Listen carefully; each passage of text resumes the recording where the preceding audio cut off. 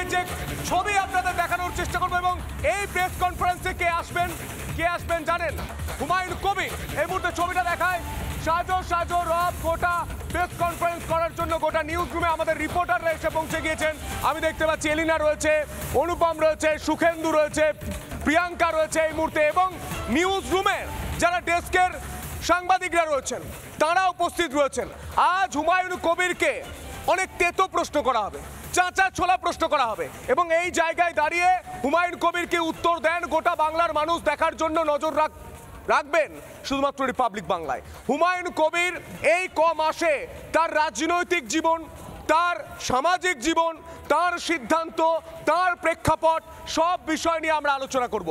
Countdown শুরু হয়ে গিয়েছে, আর কিছুক্ষণের মধ্যেই হুমায়ুন কবির সোজা এই কলকাতার যে বিলাসবহুল হোটেলে তিনি রয়েছেন সেখান থেকে এই রিপাবলিক বাংলা স্টুডিওতে, এই রিপাবলিক বাংলার নিউজ রুমে এসে পৌঁছবেন। ইতিমধ্যে আমি দেখতে পাচ্ছি আমাদের যারা রিপোর্টাররা রয়েছেন এসে পৌঁছে গিয়েছে।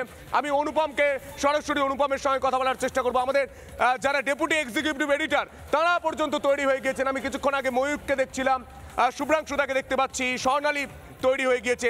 কি মনে হয় অনুপম, এই প্রেস কনফারেন্সটা বাংলা মিডিয়ায়, বাংলা সংবাদ মাধ্যমে কতটা গুরুত্বপূর্ণ ছিল? দেখো, একদমই গুরুত্বপূর্ণ, কারণ হুমায়ুন কবির এই মুহূর্তে পশ্চিমবঙ্গের রাজনীতিতে একটা ফিগার হয়ে উঠছেন।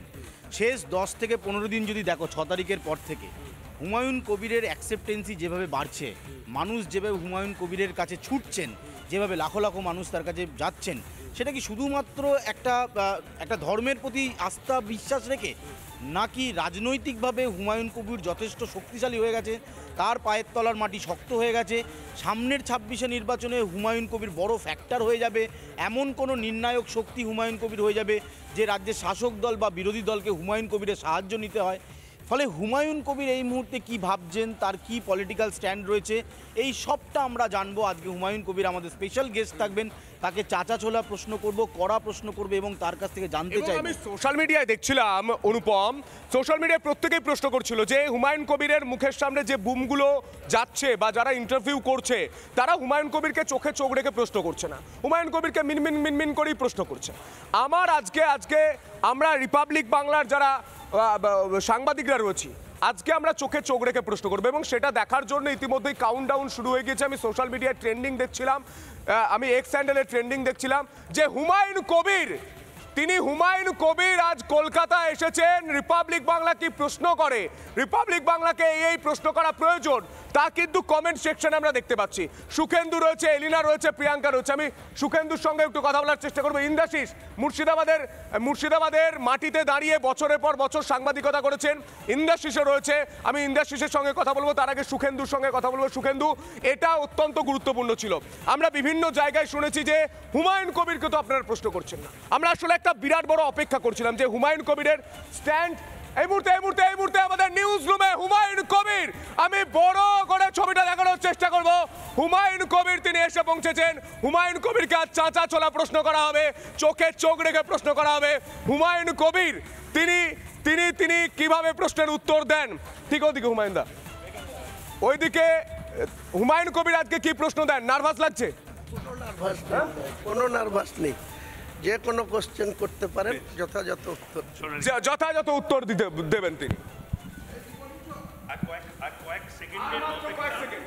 এবং তারপর হুমায়ুন কবির আমাদের সঙ্গে থাকবেন। এই মুহূর্তে আমি জানিয়ে দিতে চাই, এই মুহূর্তে স্বর্ণালী রয়েছে, শুভ্রাংশু রয়েছে, আমি রয়েছি, সন্তু রয়েছে, কিশলয় রয়েছে, পিঙ্কি রয়েছে, সুখেন্দু রয়েছে, প্রিয়াঙ্কা রয়েছে, লীনা রয়েছে, ইন্দ্রাশিস রয়েছে, গোটা টিম রয়েছে এবং বাংলা টেলিভিশনের সবচেয়ে বড় নিউজ রুম বলা যায় স্বর্ণালী। একদম, আমরা বহুদিন ধরে, এর আগেও আমরা দীর্ঘদিন নিউজ রুমে প্রেস কনফারেন্স করেছি, কারণ রিপাবলিক বাংলা এমন একটা প্ল্যাটফর্ম যেখানে শাসক বিরোধী, নতুন দল, নতুন জোট প্রত্যেকের বক্তব্য তুলে ধরার আগে সবার আগে এগিয়ে থাকি আমরা, অগ্রণী ভূমিকায় থেকে রিপাবলিক বাংলা। এবারও হুমায়ুন কবিরের খবর আমরা প্রথম ব্রেক করেছিলাম দাদা, আপনার খবরটা, আর এখন হুমায়ুন কবির আমাদের মধ্যে উপস্থিত রয়েছেন। আজকের প্রেস কনফারেন্স আমরা শুরু করছি এবং আমাদের প্রশ্ন থাকবে, মানে একাধিক প্রশ্ন থাকবে। মানে হুমায়ুন কবির কি চালিয়ে খেলবে নাকি একটু রোয়েশ হয়ে ব্যাট করবে? আপনার প্রশ্ন আগে করুন, তারপরে চালিয়ে খেলবো, ছক্কা মারবো না স্লো খেলবো, সেটা তো প্রশ্ন। আমি স্বর্ণালী, শুভ্রাংশু সবাইকে বলছি, এটা আমি বলি কি, হ্যাঁ, হুমায়ুন কবির কলকাতা শহরের একটা অত্যন্ত বড়, অত্যন্ত ঝাঁ চকচকে হোটেলে একটি ঘরে থাকছেন। আমাকে অনেকে জিজ্ঞেস করলো যে হুমায়ুন দা এত টাকা কোথায় পেলেন, এই টাকা কি কোনোভাবে 9, 6, 7, 5 কিছু হচ্ছে? 4 ঘন্টা ফেসবুক লাইভ করে আপনি 3-4 কোটি টাকা একদিনে তুলেছেন। দেখুন, আমার যে ট্রাস্টটি থেকে আমি বাবরি মসজিদের ভিত্তি স্থাপন করেছি, সেই ট্রাস্টটির সর্বময় কর্তা আমি। আমার ট্রাস্টটির অন্যান্য সম্মানীয় সদস্যরা আছেন, কেউ প্রেসিডেন্ট আছেন, কেউ ভাইস প্রেসিডেন্ট আছেন, কেউ সেক্রেটারি আছেন, কেউ ট্রেজারার আছেন, কেউ ভাইস ট্রেজারার আছেন।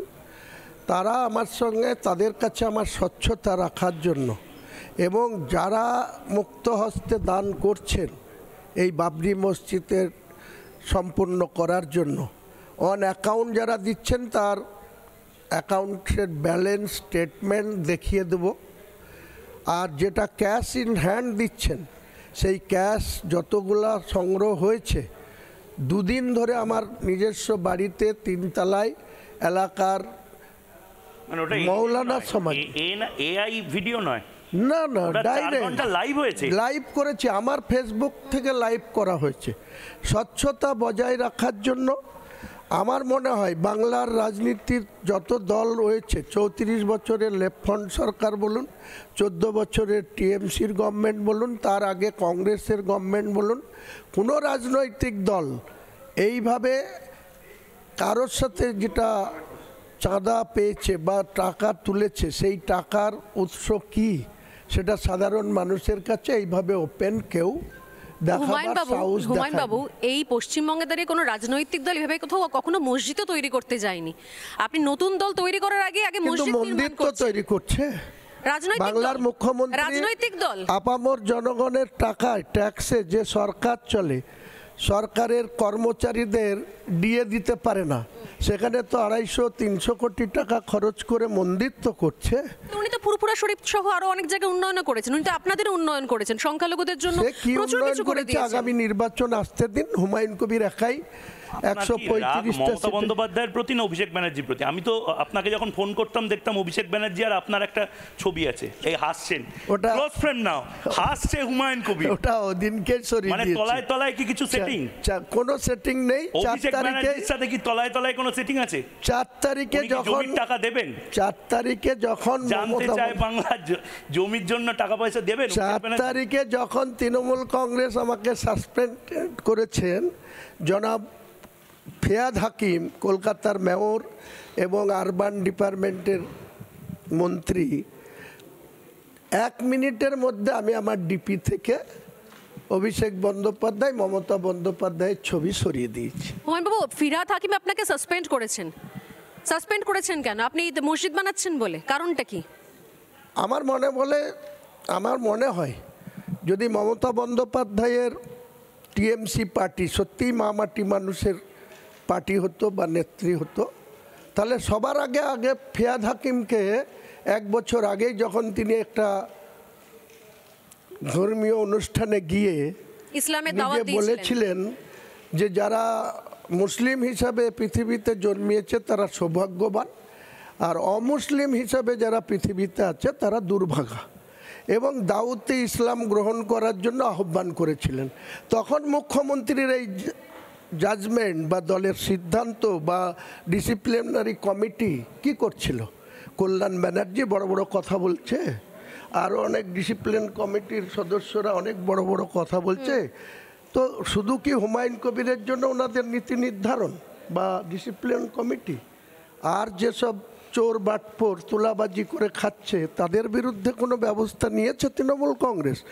নিজের স্বচ্ছতার পরিচয় রেখেছে?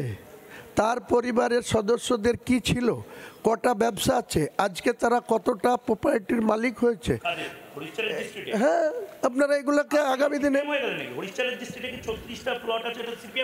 সিপিএম বলতো, আমিও বলবো আগামী দিনে, আমিও বলবো।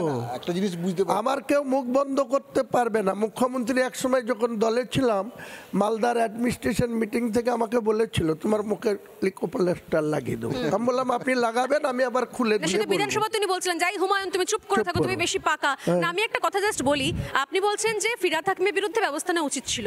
আমার তো মনে হয় তারও আগে আপনার বিরুদ্ধে ব্যবস্থা নেওয়া উচিত ছিল। আপনি মুর্শিদাবাদে দাঁড়িয়ে বলেছেন যারা 30% তাদেরকে কেটে ভাগীরথীর জলে ভাসিয়ে দেবো। আপনার মনে হয়েছে 30% হিন্দু বলে তাদেরকে কেটে ভাগীরথীর জলে ভাসিয়ে তিনার দেওয়া যায়? দুজন প্রার্থীকে জিতানোর জন্য বলেছি, তিনি কি করে আমার বিরুদ্ধে ব্যবস্থা নেবেন? তিনার ইঙ্গিতে ইউসুফ পাঠানকে আর আবু তাহের খানকে ওখানে মানে মোহাম্মদ সেলিম মুসলিম কনসলিডেশন করেই ভোটে জেতানো হয়েছে। হ্যাঁ, মানে অধীর চৌধুরী হেরেছেন কারণ অধীর হিন্দু ছিলেন চৌধুরী বলে। ভোটে জিতছে একথা ওনার আইবি, উনি চিফ মিনিস্টার, ওনার কাছে যত সোর্স আছে তারা বলেছিল অধীর চৌধুরী 60 থেকে 70 হাজার ভোটে জিতছে। 1 মে যেদিন উনি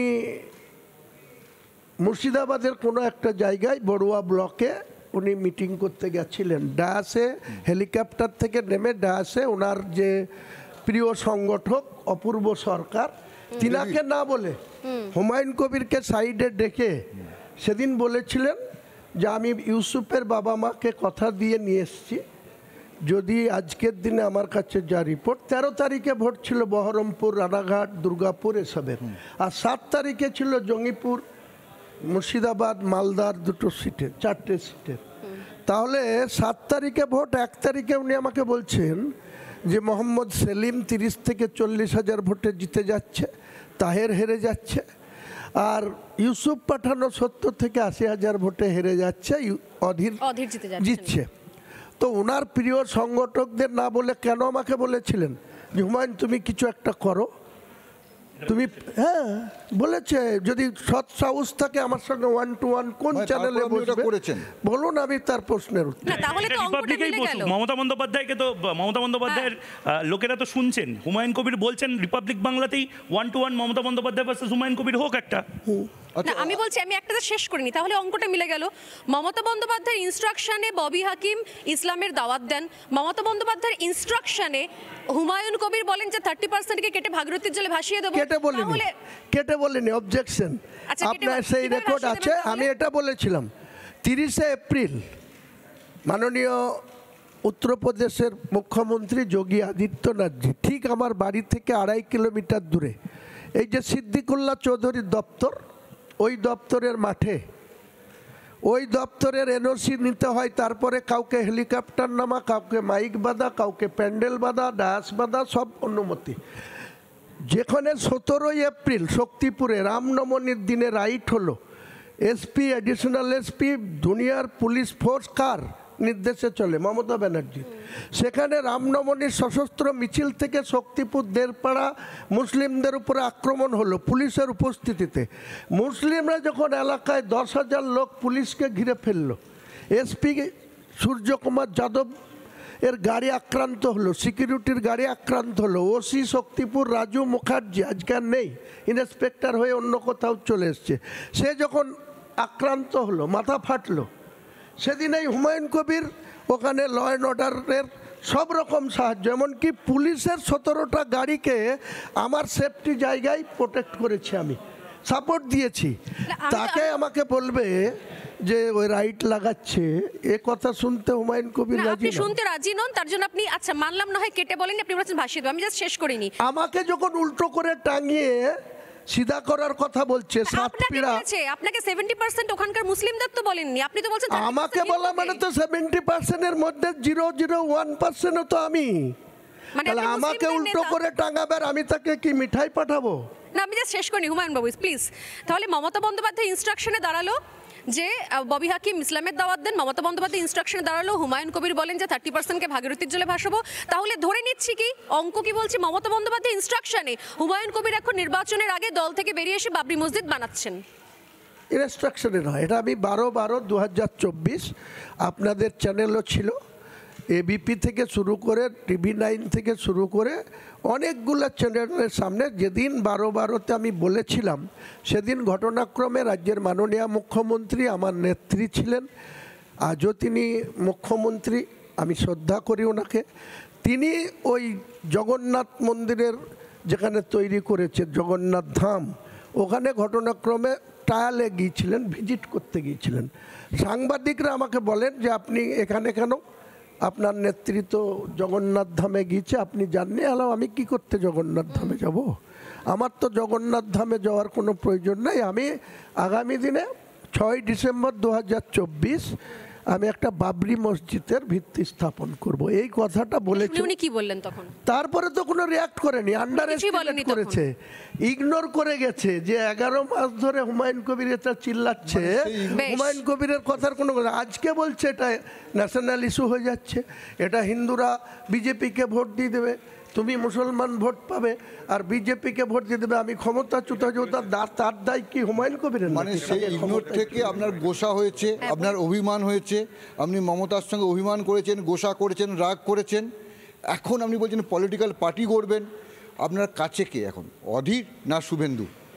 কেউ আমার কাছে না, হুমায়ুন কবিরের কাছে। হুমায়ুন কবিরের কাছে অধীর নয়, মোটেই না। শুভেন্দু কাছে নয়, মোটেই কে না। কাছে? আপনি আমার কাছে হুমায়ুন কবিরের কাছে।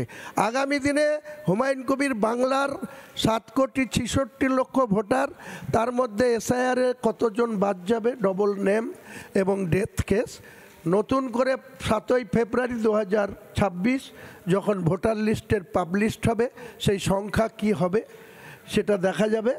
ইলেকশন কমিশন 18তম বিধানসভার যেদিন বিজ্ঞপ্তি হবে সেদিন থেকে আমি বলছি, ভবানীপুরে মমতা বন্দ্যোপাধ্যায়ের বিরুদ্ধে এবং নন্দীগ্রামে শুভেন্দু অধিকারীর বিরুদ্ধে, এলওপির বিরুদ্ধে আমার দলের 135 জন প্রার্থীর মধ্যে প্রার্থী থাকবে।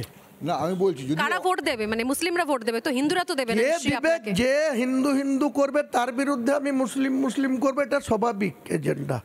দেখা যাবে কে কার দিকে ভোট দেয়। আপনি তো আগে বলতো হুমায়ুন কবির মানে কোনো দলের নয়, মানে কোনো ধর্মের নয়, সাধারণ মানুষের, হঠাৎ করে আপনি ধর্ম করছেন কেন? আরে এখন হুমায়ুন কবির মুসলিমদের হয়ে গেছে শুধু। মমতা বন্দ্যোপাধ্যায়কে, আপনি অধীরের সঙ্গে ছিলেন। শুভেন্দু বাবু মমতা বন্দ্যোপাধ্যায়কে 1956 ভোটে হারানোর পর তিনি যদি বুক ফুলিয়ে লিডার অফ দ্য এলওপির ওথ নিয়ে তিনি যদি বলে আমি মুসলমানদের না, আমি হিন্দুদের নেতা, হিন্দুদের এমএলএ, আর ওনার নেতা ভারতবর্ষের প্রধানমন্ত্রীজি আদরণীয় মোদিজি যখন বলে সবকা সাথ সবকা বিসাক, সেটার এগেনেস্টে গিয়ে উনি যখন হিন্দু করেন, তখন আপনারা শুনতে পান না। তা আমি তো মোল্লাদের নেতা, আমি তো মোল্লাদের হয়েই বলবো, এটা তো স্বাভাবিক ব্যাপার। বাকি যারা বেশ। রয়েছে এবার এক এক করে এক এক করে নিই, হ্যাঁ, প্রথম পদ বলবে। আমার একটা আমি প্রশ্ন তারপরে আছে। ওদের দিকে আপনি যাবো। দল থেকে বেরিয়ে, তৃণমূল থেকে বেরিয়ে মসজিদ গড়ছেন, ইলেকশন বেরিয়ে না, দল আমাকে সাসপেন্ড করেছে, বোঝা গেল। মনে রাখবেন। দল সাসপেন্ড বেরিয়ে করেছে না। বা দল থেকে বেরিয়ে গেছেন, কি আন্ডারস্ট্যান্ডিং হয়েছে সেটা আমরা জানি না। কোনো আমি understanding নেই। প্রশ্নটা কমপ্লিট করি। 2026-এ এমন একটা পরিস্থিতি তৈরি হলো, আপনি যে আসন পেলেন, তৃণমূল যে আসন পেল, তৃণমূল একক সংখ্যাগরিষ্ঠতায় সরকার গড়তে পারছে না। তখন মমতা বন্দ্যোপাধ্যায় আপনাকে ফোন করে বললেন যে হুমায়ুন, যা হয়েছে হয়েছে, ভুলে যাও, আমার দলে ফিরে এসো। আপনি কি ফিরে যাবেন? আমার দলের নির্বাচিত যে বিধায়করা হবে, হ্যাঁ, সেই বিধায়কদের মেজরিটি সদস্য যে সিদ্ধান্ত নেবে, হ্যাঁ, সেই সিদ্ধান্ত আমি, তার মানে আপনি সম্ভাবনা রেখে দিলেন? মানে সিদ্ধান্ত- কোনো সম্ভাবনা না, মানে নেই। সিদ্ধান্ত কি তাহলে তৃণমূলে ফিরে যেতে পারেন আপনি কোনো নির্বাচনের পরে? প্রশ্নই নেই। মানে শুধু মুসলিম আমি ভোট যে ব্যাংকটাকে কটা অক্ষুণ্ণ দিন এই রাখা। পৃথিবীতে মহান উপরওয়ালার দয়ায় থাকবো, তৃণমূলকে জিরো করার উদ্দেশ্য নিয়েই আমি বাংলার রাজনীতিতে সম্ভাবনা থাকবো। থাকছে এমএলএরা যদি ভাবে আমি ফিরে যেতে পারি, এই সম্ভাবনা তো থেকে যাবে। এটা তো গণতান্ত্রিক দেশে এটাই তো হয়, মাস্ট আপনি বি তো মেজরিটি। দুটো অবস্থান নিচ্ছেন। কোনো অবস্থান নেই। ফিরে যাবো না, শুরু আমার করবো, একদিকে বলছেন যেতে আমার পারি। দেখুন, যারা নির্বাচিত হবে, সেই নির্বাচিত মাননীয় সদস্যদের দলগত অবস্থান কি হবে। মমতা বন্দ্যোপাধ্যায় হেরে যাওয়ার পরে আমরা 213, 221 পাওয়ার পরে আমার সিগনেচারটাও লেগেছিল ওনাকে পরিষদীয় নেতা বানানোর জন্য, নিশ্চয়ই, গভর্নরের কাছে নিশ্চয়ই। লিডার বানানোর জন্য। সেরকম আমার দলের নেতারা কি সিদ্ধান্ত নেবে আমি তো আপনাকে এত অ্যাডভান্স বলতে পারবো না। হুমায়ুনদা, আমি তো একাই 100 না। আমার প্রশ্নটা নিন। এটা বাংলার মানুষের প্রশ্ন, হিন্দু মুসলমান সবার প্রশ্ন। আপনি কাদের ভরসায় 135টা আসনে সিট দেবে, প্রার্থী দেবেন? শুরুতেই আপনি ডিগবাজি খাচ্ছেন। প্রথমে বললেন যাদেরকে দিয়ে ফিতে কাটালেন তাদেরকে বাইরে থেকে আনবেন, পরে দেখা গেল তারা নাকি পশ্চিমবঙ্গের লোক।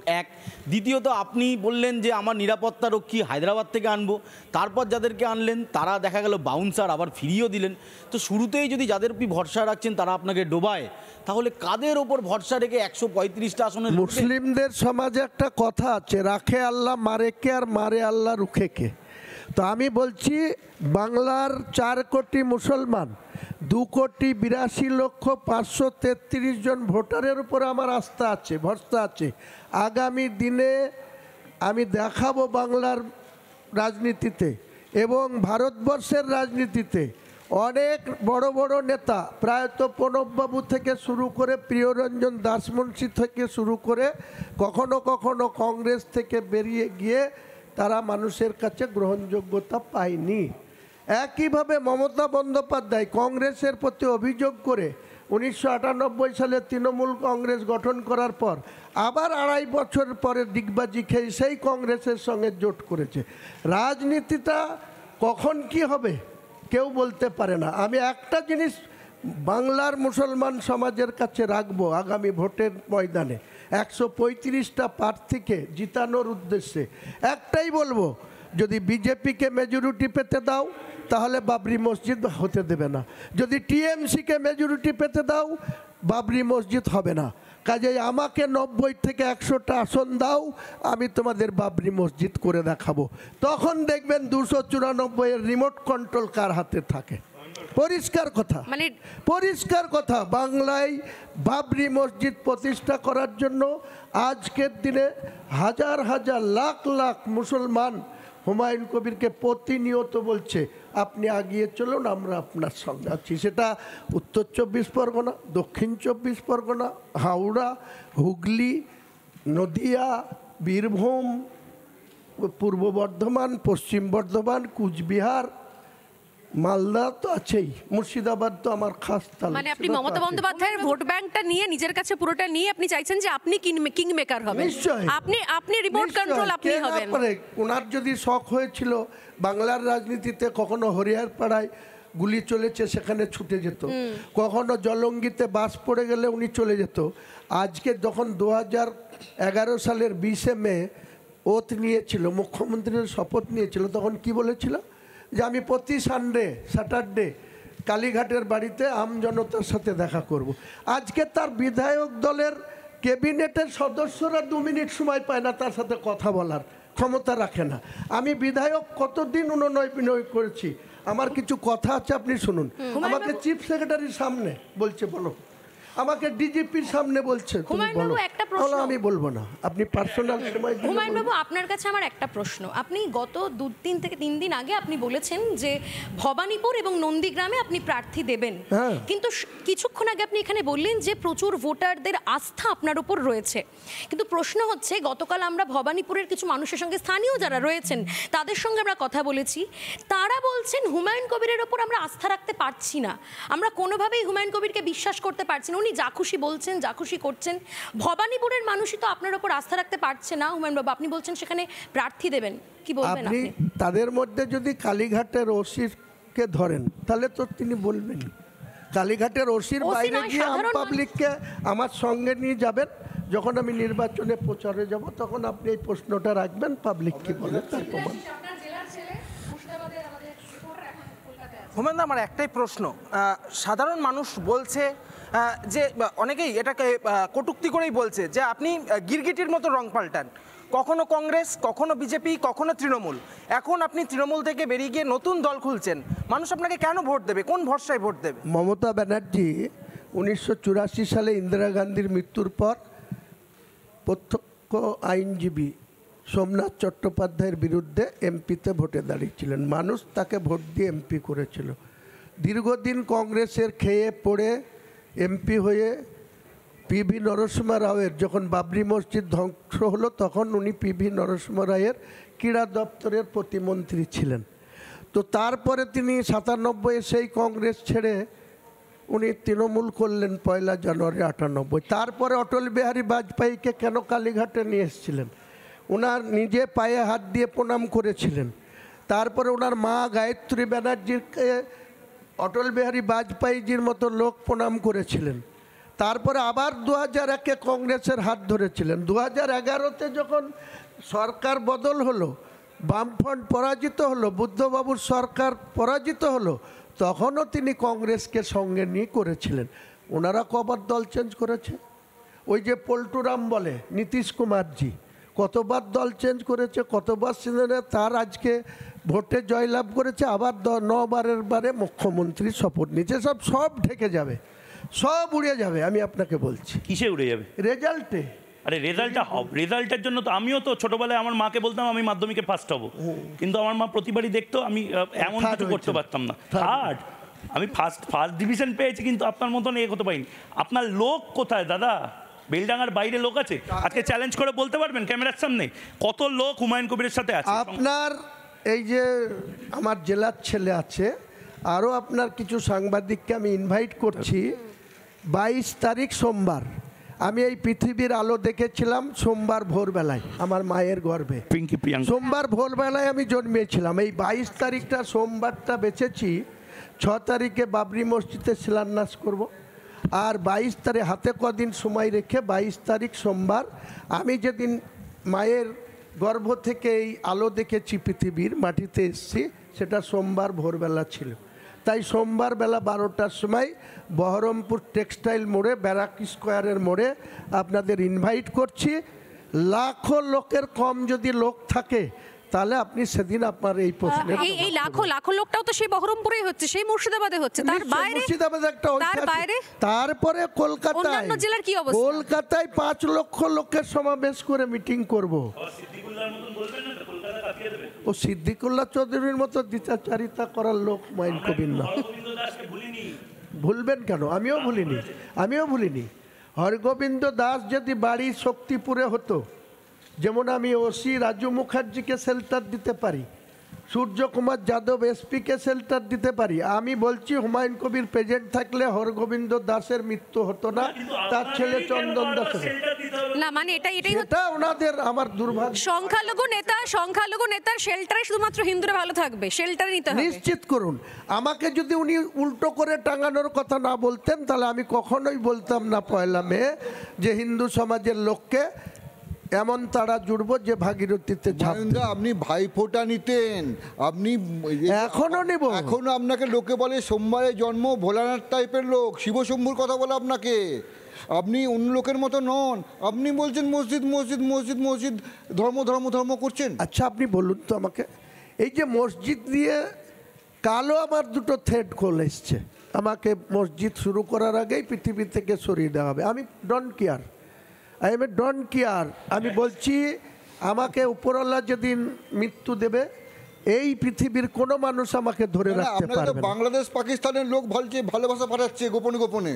বাংলাদেশের লোক আমাকে ডাইরেক্ট অফার করেছে যে আপনার আইএফসি কোড নাম্বার দিন, আপনার অ্যাকাউন্টে আমরা টাকা দেবো। জিহাদি নয় তো কেউ, ওরা কেউ জিহাদি নয় তো? কেউ জিহাদি না। আমরা ইন্টেলিজেন্স ডিপার্টমেন্ট কেন আছে ভারতবর্ষে? ইডি আছে, ইনকাম ট্যাক্স আছে, সিবিআই আছে, তারা তদন্ত করুক না কে টাকা দিচ্ছে, কোথা থেকে দিচ্ছে। ভোলানাথ হুমায়ুন পাল্টে গেছে, এটা কিন্তু লোকেও বলছে। কে কি বলছে? জনগণকে আমার অথেষ্ট ধন্যবাদ, কুর্নিশ জানাই, আদাব জানাই, নমস্কার জানাই, সালাম জানাই। জনগণ আমার মেন উৎস। এবার আপনার কাছে আমার একটা প্রশ্ন আছে হুমায়ুন বাবু, ধর্ম আপনি তো এতক্ষণ ধরে খালি ধর্ম মুসলমান এই নিয়ে বলে যাচ্ছেন, মানে গত কয়েকদিনে যেরকম সিপিএমের সাথে কথা বলছেন তেমনি মিমের সাথেও জোটের কথা বলছেন। এত কিছুর মধ্যে যেই অধীর চৌধুরীকে হারালেন মুর্শিদাবাদে, সেই অধীর চৌধুরী যদি সিপিএমের সাথে জোট করে, অধীর চৌধুরীর সাথে কি এবার গিয়ে সন্ধিটা করবেন? দেখুন, অধীর বাবু আর সেলিম বাবুরা এনারা যদি খাতা খুলতে চান 2026-এর বিধানসভা নির্বাচনে, তাহলে অবশ্যই হুমায়ুন কবিরের সঙ্গে আন্ডারস্ট্যান্ডিং করতে হবে। আপনি এতটা কনফিডেন্ট? আপনার বলছি তো করতে হবে, নাহলে অন ক্যামেরায় বলছি। শুনুন, অধীর বাবু নিজের পায়ে নিজে কুড়ুল মেরেছিল 2023 সালে।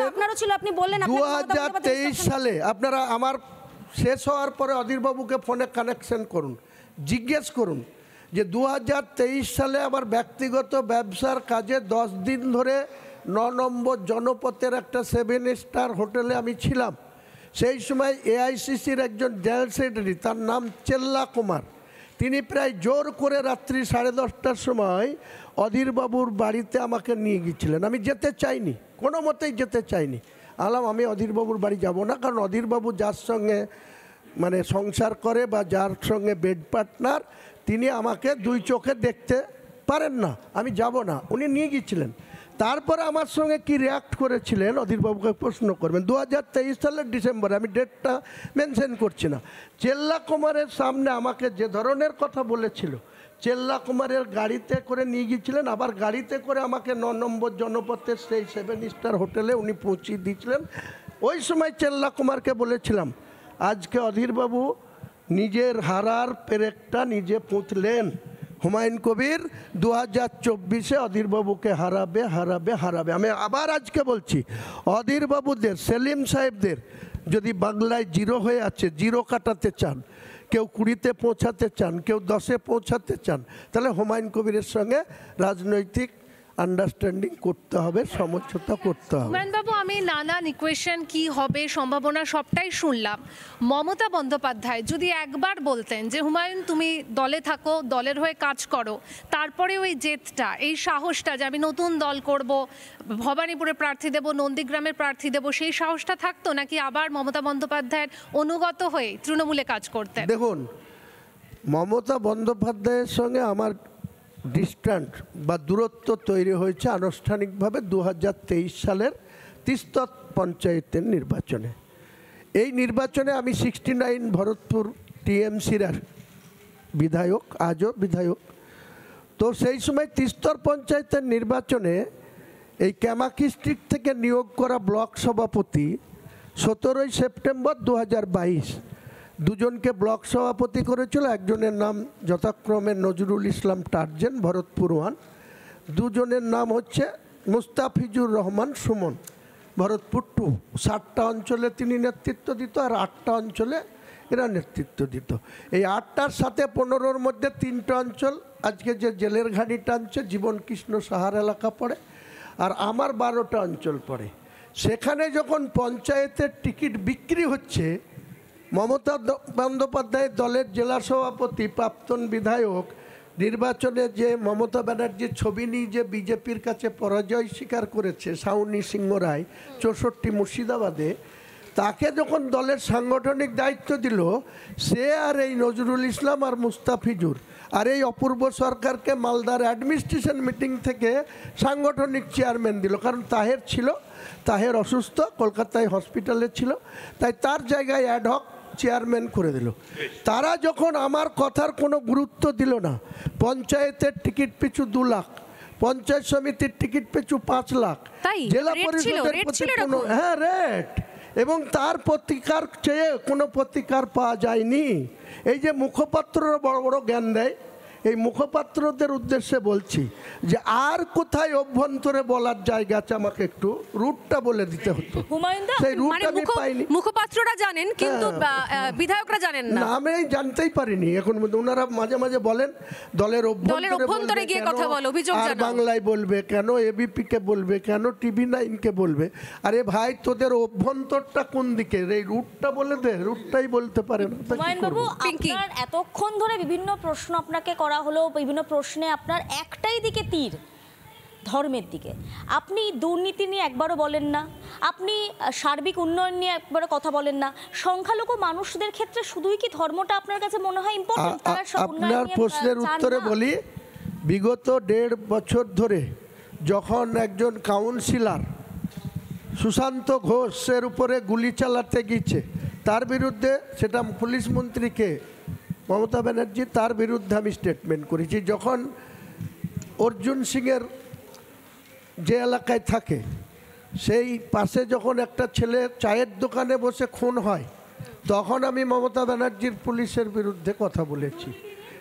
দুর্নীতি নিয়ে তো হামেশাই বলি, আমার জেলার লোক জানে, যারা বালি তুলে, যারা ট্রাকের পয়সা তুলে, যারা পাথর, বীরভূম থেকে পাথর ঢুকে মুর্শিদাবাদের বিভিন্ন কনস্ট্রাকশন যারা ব্যবসা করে, যারা নিজের বাড়ি করার জন্য পাথর কিনে, বীরভূম থেকে পয়সা কি লাগে। চাকরি চুরি নিয়ে বলেছেন কখনো? চাকরি চুরি নিয়ে নিশ্চয়ই বলেছি। কে চুরি করলো আপনারা দেখছেন না? পার্থবাবু 22 জুলাই থেকে 3 বছর জেলের ঘানি টানলেন পার্থবাবু, মহাসচিব। এ থেকে প্রমাণ হয় না? মানিক ভট্টাচার্য প্রাইমারি কাউন্সিলের চেয়ারম্যান। চাকরি চুরি নিয়ে যদি আপনি এত চিন্তিত থাকতেন, তাহলে এটা বাবরি বিশ্ববিদ্যালয় কেন খুললেন না? বাবরি স্কুল কেন খুললেন না? ইউনিভার্সিটি হবে, হসপিটাল হবে, কিন্তু আগে মসজিদ হবে। আগে মসজিদের সাথে সাথে ওটা হবে। টোটাল 4 বছরের মধ্যে মুর্শিদাবাদে ইউনিভার্সিটি, একটা ইসলামিক হসপিটাল, একটা মেডিকেল কলেজ, একটা পার্ক, একটা হোটেল কাম রেস্তোরাঁ, তার সঙ্গে হেলিপ্যাড, টোটাল করে দেখাবো। আমি হুমায়ুন কবির টোটাল করে দেখাবো। না না, এমনি জেনারেল ইউনিভার্সিটি হবে। না না, মাদ্রাসা একটা আছে, আমি প্রেসিডেন্ট আছি, 44 বছর ধরে আছি ওখানে। আমার লোকাল মসজিদ দুটো আছে আমার গ্রামে। আমি আবার একটা মসজিদ 3 বছর আগে করেছি, তারও প্রেসিডেন্ট আমি আছি। হুমায়ুনবাবু, গত কয়েকদিন ধরে আপনাকে শোনার পর অনেকে বলছে যে আপনার নিরাপত্তারক্ষীর থেকেও বেশি প্রয়োজন আপনার সঙ্গে একজন লোক রাখা, আপনি কখন কি বলছেন মনে করানোর জন্য। তার কারণে আপনি হঠাৎ বললেন যে বেলডাঙ্গা রেজিনগর জিতবো আর জামাইয়াদরে চলে যাব। তারপর ট্রাঙ্কের সংখ্যা বাড়লো, আপনার 294 মধ্যে 135টা আসন লড়াইয়ের সম্ভাবনা বাড়লো, ট্রাঙ্কের সম্ভাবনা যেহেতু সংখ্যা বেড়েছে। আর একটা শেষ প্রশ্ন, 1 লক্ষ লোক নিয়ে সোমবার নতুন দল ঘোষণা করবেন। 1 লক্ষ লোক ভবানীপুর বিধানসভার মধ্যে মাত্র 2টো ওয়ার্ডে থাকে, আর গোটা রাজ্যের মাত্র 1 লক্ষ লোক আপনার নতুন দলে শামিল হবে। 1 লক্ষ করে দেখাবো। আমি রাজ্যের নাম্বার 1কে এবং নাম্বার 2কে আহ্বান করছি 7 দিনের মধ্যে ওইটাকে বেশি করে দেখাবে, তারপরে আমি আবার তার থেকে ডবল করে দেখাবো। এই কলকাতার শহরে এসে দেখাবো। কোথায়? ব্রিগেডে? ব্রিগেডে হতে পারে, যে কোনো জায়গায় হতে পারে। ওই 7 পয়েন্টে যেটা। হুমায়ুন বাবু, আপনি কংগ্রেস করেছেন, কংগ্রেস থেকে তৃণমূল 30 বছর করেছে, তারপর 1982 থেকে 2012। হ্যাঁ, এখন নতুন দল করছেন, সব অপশন শেষ মোটামুটি। এরপর কি রাজনৈতিক অবসর, যদি আপনি সফল না হন তাহলে? হ্যাঁ, এরপর কি রাজনৈতিক অবসর, সফল না হলে? অবসরের প্রশ্নই নেই। নাকি অন্য আবার নতুন কোনো দল, মানে বাংলায় দল না, যে দল করছি সেই দল আমি যতদিন জীবিত থাকবো সেই দলের নেতৃত্ব দেব, আমার সহকর্মী যারা থাকবে। আর 22 তারিখে টোটাল 75 জনের স্টেট কমিটি ডিক্লেয়ার করব। তারপরে 22 তারিখ থেকে 15ই জানুয়ারি পর্যন্ত 12-13টা জেলার ডিস্ট্রিক্ট কমিটি ঘোষণা করব। যেদিন ইলেকশন কমিশন 18তম বিধানসভার নির্বাচন শিডিউল ডিক্লেয়ার করবে, সেই দিন থেকে পরপর 7 দিনে আমার কে কোথায় প্রার্থী হবে তাদের সাধারণ মানুষ। আমার তো মনে হচ্ছে উত্তরটা আমার কাছেই আছে। যদি একের পর সব অপশন ঘোরা হয়ে গেছে, যদি এবার সাফল্য না আসে, তাহলে একটাই অপশন, অবসর নয়, ঘর বাপসি। ঘরের ছেলে ঘরে ফিরে আসবে। হুমায়ুনদা, প্রশ্নই আসে না। হ্যাঁ হুমায়ুনদা, বলছি যে আপনি কি বিহারে ইলেকশনের রেজাল্টের জন্য জলটা মাপছিলেন, তারপরে কি মিমের সাথে জোট বাঁধার কথাটা বললেন? কারণ কিষানগঞ্জের দিকে বিভিন্ন আসনগুলোতে দেখুন, মিম গত 2021-এর ইলেকশনেও কয়েকটা জায়গায় প্রার্থী দিয়েছিল। এই আলিয়া এখানে আলিয়া যে আছে নিউ টাউনে রাজারহাটে, সেই আলিয়ার একজন ছাত্র সাদ্দার হোসেন, সে আমার বিরুদ্ধে মিমের প্রার্থী ছিল। সে মাত্র 5,500 ভোট টেনেছিল, আমি 97,000 ভোট পেয়েছিলাম। এক্সিস্টিং যে এমএলএ ছিল কমলেশ চ্যাটার্জি, অদিতদার প্রার্থী, সে 16 থেকে 21 যে ছিল, সে 3rd পজিশনে চলে গেছিল, 30,000। আর ইমন কল্যাণ মুখার্জি, এই যে মোদিজিদের পদ্ম ফুলের প্রার্থী, সে পেয়েছিল 54,000। আমি 43,383 মার্জিনে জিতেছিলাম। আমি আজকে আপনি লিখে নেন, অল ক্যামেরায় বলছি, আমি 70 রেজিনগরে ভোটে কন্টেস্ট করব আমার নতুন দলের হয়ে। আমি যদি 50,000 ভোটে না জিততে পারি, মমতা বন্দ্যোপাধ্যায়ের এই জোড়া ফুলকে যদি 50,000 ভোটের মার্জিনে না হারাতে পারি, আপনার সঙ্গে বাজি থাকলো 1 কোটি টাকা। এই চ্যানেলকে আমি 1 কোটি টাকা দেব, আর আপনাদেরকে দিতে হবে কিন্তু 1 কোটি টাকা আপনাদেরকে দিতে হবে। মসজিদ তৈরিতে কাজে লাগবে। আপনি আপনার এত টাকা আছে, আপনি অন্যদের দিন, কিন্তু হরগোবিন্দ দাসদেরও দিতে পারবেন কি? এই চ্যালেঞ্জটাও আমি রাখলাম। নিশ্চয়ই দিতে পারবেন। এখনো দেননি। ওনারা যদি এখনো দেননি, আমি বলছি কেন নেবেন না? আপনি কি ভারতীয় নন?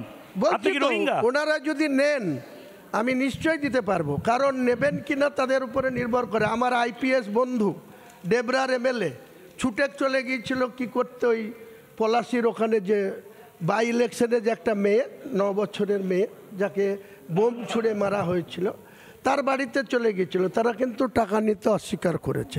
কাজে হরগোবিন্দ দাস যেভাবে মৃত্যুবরণ করেছে, তার ছেলে চন্দন দাস যেভাবে মৃত্যুবরণ করেছে, এটা অত্যন্ত নৃশংস একটা হত্যা, মানবিকতাকে নিষ্ঠুরভাবে হত্যা করা হয়েছে। আমার মতো জনপ্রতিনিধি থাকলে আমি বলছি এটা করতে পারতো না কোনো ক্রিমিনাল। কারা করছে? এই দলের নেতৃত্বরা যারা এমপি আছে খলিলের সাথে জবাব নেন। না না করছে এমপি সেই আপনি যাদের হয়ে কথা বলছেন তারাই তো করছে, অশান্তি কারা করছে? বা বললাম তো হরগোবিন্দ দাস আপনাকে। চন্দন দাসকে খুন করলো কে? ওখানকার ক্রিমিনাল যারা তারা করেছে, কিন্তু জনপ্রতিনিধিদের দায়িত্ব কি শুধু পয়সা তোলা? সেখানে খলিল সাহেব একটা এত পয়সা থাকতে এমপি হয়ে বসে আছে তার এলাকায়, অবশ্য ওনার এলাকা না, ওটা ঈসা খান যেখানে এমপি, শামশেরগঞ্জের আমিরুল যেখানে, ওই জাফরাবাদ গ্রামটা শামশেরগঞ্জ বিধানসভার মধ্যে পড়ে। সেই আমিরুলকে আগামী যদি দিনে টিকিট দেয় তৃণমূল, তাহলে জানতে হবে তৃণমূলের নেতৃত্বেই খুন সংগঠিত হয়েছে। আপনি বারবার বলছেন যে সংখ্যালঘু ভোটকে হাতিয়ার করে আপনি 135টা আসনে প্রার্থী দেবেন বাংলা, এবং বাংলার রিমোট আপনার হাতে নিয়ে, কিন্তু বারবার এটাও তো শোনা যাচ্ছে যে আপনি জোট বাঁধার চেষ্টা করছেন। আপনি কি বারবার দল বদলেছেন বলে নিজের প্রতি কনফিডেন্স পাচ্ছেন না, যে সেই জন্য জোট বাঁধার কথা বলছেন বারবার? কনফিডেন্স আমার 100% আছে, কিন্তু যেন বাংলার যারা তৃণমূলের বিরোধিতা করে পার্টি করে, যারা বিজেপির বিরোধিতা করে, তাদের কাছে আমি পরীক্ষা করছি, তাদের স্বরূপটাকে মানুষের কাছে তুলে ধরার জন্য এটা বলছি। এটা আমার পলিটিক্সের একটা মাস্টার টো। তারা আমার সঙ্গে আসবে কি আসবে না, হ্যাঁ নিশ্চয়। পলিটিক্সটা আমি 43 বছর ধরে করি দাদা। পলিটিক্সে আমি কোনো অংশে আমার আইকিউ নেই এটা আপনি বলতে পারেন। পারমিতা আপনার সঙ্গে কথা বলবে, কিন্তু আপনি কি খান কি, মানে এত মনে রাখেন কি করে? রবীন্দ্রদেব আছেন সিপিএমে, সব মনে রাখে, আর আপনি তো সন তারিখ সময় মনে রাখার জন্য লোক চাই। না মনে রাখেন, কিছু দরকার নেই। ব্রাহ্মীর রস খান? কিচ্ছু খায় না। কি খান? ডাল ভাত, পোস্তুর বড়া। পোস্তুর বড়া? পোস্তু আপনার বাড়ি কোথায়? পোস্তুর বড়া মুর্শিদাবাদ। বাঁকুড়ার সঙ্গে কোনো লিঙ্ক আছে? পোস্তু তো বাঁকুড়ার লোক। আমি আমার পোস্তুর বড়া আর ডাল ভাত, আলু পোস্ত এইসব খেতেই বেশি ভালোবাসি। কোনো নেশা নেই, অন্য কোনো নেশা করি না, কোনো ড্রিঙ্ক করি না। আমার গাড়ি চাপা নেশা আর লিকার চা খাওয়া নেশা। আমার মা 99 বছর বয়স, এখনো ডেলি 6টা-8টা রসগোল্লা খাই। দুর্ভাগ্য আমার সুগার থাকার জন্য আমি উইদাউট সুগার চা খেতে হয়।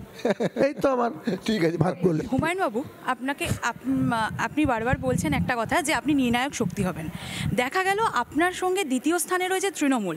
যদি আপনার পুরনো দলই আপনাকে নির্ণায়ক শক্তি হিসেবে দলের সঙ্গে জোট বাঁধার কথা বলেন, সেক্ষেত্রে আপনি কি করবেন? আমি তো একটাই কথা বললাম, আমার যারা 135 জন প্রার্থী আমি দেব, সেই 135 জনের মধ্যে কতজন জিতবে সেটা কাউন্টিংয়ের দিন ছাড়া আপনি বলতে পারবেন না, আমিও বলতে পারবো না। আমি গণৎকার না, আমি কোনো ভবিষ্যৎবাণী এইভাবে বা আমি রাজনৈতিকভাবে কোনো প্রেডিকশন রাখছি না, কিন্তু আমি জোর গলায় বলছি 294-এর মধ্যে 135-এ লড়াই করব। আমি নির্ণায়ক শক্তি প্রকাশ পাবে এবং আমি সেই রকম জায়গায় পৌঁছাবো, সম্মানজনক আসন দখল করব, যেখানে বিজেপিও এককভাবে 148-এ পৌঁছাতে পারবে না।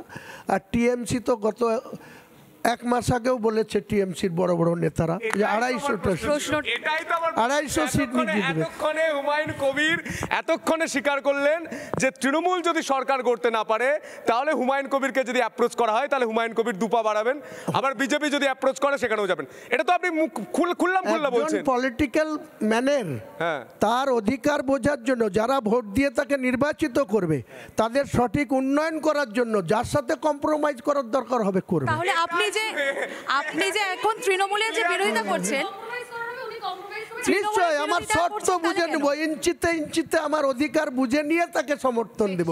কেন চন্দ্রবাবু নাইডু আজকে মোদিজিকে সাপোর্ট দিয়েছে, কেন নীতিশ কুমারের 12 জন সাংসদ আজকে মোদিজিকে সাপোর্ট দিয়েছে? রাজনীতিতে তো এটাই হয়। একটা প্রশ্ন আছে, মানে এটা খুব ছোট প্রশ্ন। আপনি একজন জনপ্রতিনিধি, আপনাকে যখন বিধানসভার মধ্যে দাঁড়িয়ে যখন আপনার তৎকালীন দলের নেত্রী যখন বলেন বেশি পাকা, তখন আপনার রিয়াকশনটা কি ছিল? এবং মানে একজন জনপ্রতিনিধি হিসেবে আপনার কি সেখানে সম্মানটা ছিল, বা আপনার যেই জায়গাটাতে থাকেন বা যেই জায়গা থেকে আপনি রিপ্রেজেন্ট করেন তাদের প্রতিক্রিয়া কি ছিল?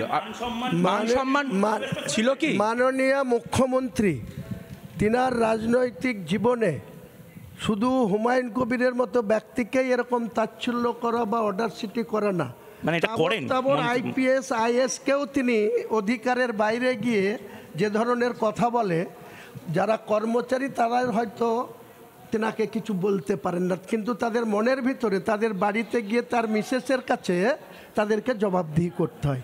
যে তুমি চাকরি করতে গেছো বলে তোমাকে এই ধরনের আচরণ করছে। কিন্তু হুমায়ুন কবির ওখানে বলেছে এই চুপো বেশি পাকা, আমি কিন্তু বসে পড়িনি, দাঁড়িয়েই ছিলাম, পরে বেরিয়ে এসেছি। আপনারা দেখবেন অন ক্যামেরা, না দেখেছি দেখে নেবেন। রুমকি, আমার আপনাকে একটাই প্রশ্ন, প্রত্যেকটা দলের একটা নির্বাচনী ইস্তেহার হয় নির্বাচনের আগে, আপনার নির্বাচনী ইস্তেহারে কি শুধুই বাবরি মসজিদ? না না, বাংলার আপামর জনগণের উন্নয়ন। এই আপামর জনগণ নিয়ে আপনি কখন চিন্তিত হলেন? এইটা বলবেন না। আপামর জনগণের উন্নয়ন প্রায়োরিটি পাবে। চাকরি বিক্রি করা ব্যক্তিদের বিরুদ্ধে মানুষ যাতে জবাব দেয় সেটা থাকবে। আগামী দিনে সুস্থ স্বাস্থ্য পরিষেবা যাতে থাকে সেটা। যে রাস্তার বেহাল অবস্থা করেছে, ওই রাস্তার নামে শুধু স্কিম হচ্ছে, আর শুধু মন্দিরে টাকা ইনভেস্ট করা হচ্ছে, শুধু কার্নিভালে টাকা খরচ করা হচ্ছে, শুধু এই রাজারহাট নিউ টাউনে 41 বিঘা জায়গা প্রায় বর্তমান বাজার মূল্যে 1000 কোটি টাকা দাম। না মানে মন্দির কার্নিভাল হলে আপনার সমস্যা কোথায়? আমার কোনো সমস্যা নাই, জনগণের টাকা নিয়ে এটা করার অধিকার আর যাতে না থাকে তার জন্য ওনাকে তো করবো। মাদ্রাসায় বাজেট বাড়ানো হয়েছে, কোথায়? মাদ্রাসাতেও বাজেট বাজানো হয়েছে। কোথায়? কটা মাদ্রাসায়? এখনো বলছি 10,000 মাদ্রাসার উনি ইলেকশনের যে ওনার মেমোরিয়াম ছিল, ওনার যে ছিল ইলেকশনে মানুষের কাছে 10,000 ইস্তাহারে, সেটা কটা করেছে আমি বলছি সংখ্যা 335, 338 আর 235। এই মাদ্রাসা এখনো সেলিম সাহেবের নবান্নের ডয়ারে ভরা হচ্ছে, ঠান্ডা ঘরে ভরা হচ্ছে। হ্যাঁ, পিবি সেলিম সাহেব দায়িত্ব আছে। আপনি কি নিজে এই মুসলমান করে বেড়ান? আপনি কি নিজে চান মুসলমান ঘরের ছেলে মেয়েরা খালি মাদ্রাসাতেই পড়ুক, স্কুল না হোক? ওটাই চাই না। আজকে মুসলমানদের ঘরের ছেলে আলামিন মিশন থেকে গত 10 বছরে 7,000 ছেলে মেয়ে তারা ডাক্তার হয়েছে। বড়লোক ঘরের ছেলে, বড়লোক ঘরের না, গরিব। তারা কি চান? এক সেকেন্ড, তারা কি চান? তারা চাই তাদের সম্মান নিয়ে ডাক্তার হয়েছে, তারা ডাক্তারের। আপনি আলফা ইউনিভার্সিটির কথা শুনেছেন? হ্যাঁ শুনেছি।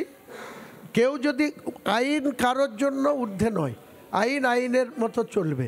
কেউ যদি কোনো উদ্দেশ্য নিয়ে কোনো মানুষের ক্ষতি করার চেষ্টা করে, দিল্লিতে বোমবাস্টিংয়ের সঙ্গে যুক্ত থাকে, সে নিজেই প্রাণ দিয়ে কিছু মানুষের প্রাণ কেড়ে নিয়েছে, তার বিরুদ্ধে আইন ব্যবস্থা নেবে। আমাদের একদম মানে এরপরে কিন্তু আরো কড়া প্রশ্ন, রাজনীতির সামদাম দণ্ডভেদ যেটা উইকেন্ডে দেখা যাবে। আমি ছোট্ট করে বর্ণালী কি প্রশ্ন করবে? হ্যাঁ, অল ইন্ডিয়া পলিটিক্সে আপনি নিজেকে কিভাবে দেখতে চান হুমায়ুন কবির? অল ইন্ডিয়া পলিটিক্সে নিজেকে কি করে? জাতীয় স্তরে বাংলার আসাদুদ্দিন ওয়েসি না সুরাবর্দী? আমি কোনো কাউকে মডেল ভাবি না। বাবরকেও যেমন আমার হিরো ভাবি না। বাবর একটা পবিত্র মসজিদ বানিয়ে গেছে, যেটা আল্লাহর ঘর মুসলমানদের কাছে, সেটা গায়ের জোরে 2% উগ্র। বাবরি মসজিদ বাবর বানিয়ে গেছিলেন? বাবরের প্রধান সেনাপতি মীর বাকি বানিয়েছিলেন। তাও ভালো, দেখে নেবেন।